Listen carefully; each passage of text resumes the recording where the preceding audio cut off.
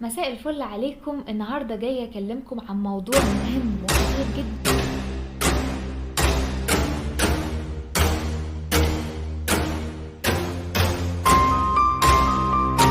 أول حاجة عايزة أكلمكم فيها إنه الترامادول انحصر جدا الفترة الأخيرة، وده أدى لظهور بديل قوي جدا مكانه.